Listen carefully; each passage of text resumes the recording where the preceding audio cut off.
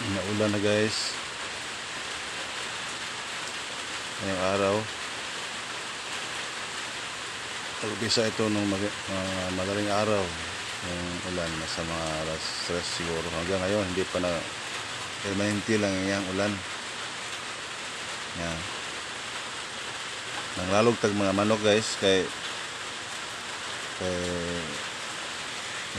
medyo alas 8 na.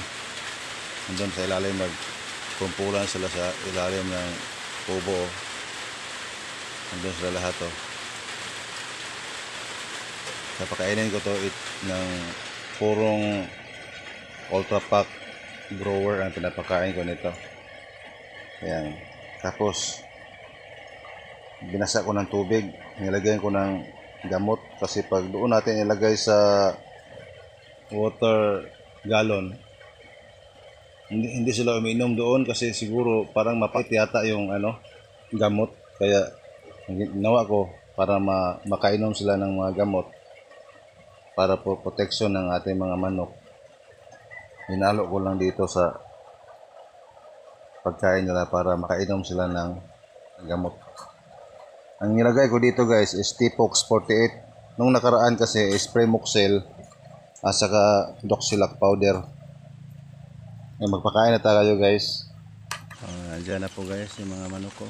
Medyo malaki-laki na yung iba. Nasa 1 kilo na yung isa. Malapit na silang matapos ng pagkain. Pero yung kainan nila guys, may laman kasi ng tubig, na puno ng tubig nung kagabi. Sa likod yung iba guys. Niyabo ko. Akong giyabo ng tubig. Sana ako gibutangan ng pagkain. Yung pagkain nila guys, nilagyan ko na ng gamot yan. T-Pox 48 ang nilagay ko dyan. Powder. Para protection kung mayroon mang nakakasakit dyan.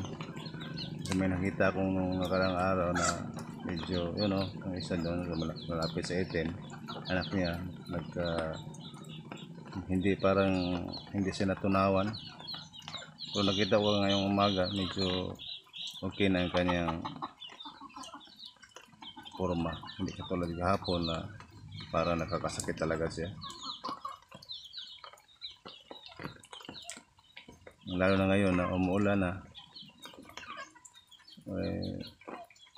saksisid ng ulan ngayon. Kahapon umulan, ngayon din, ngayon hindi pa natapos.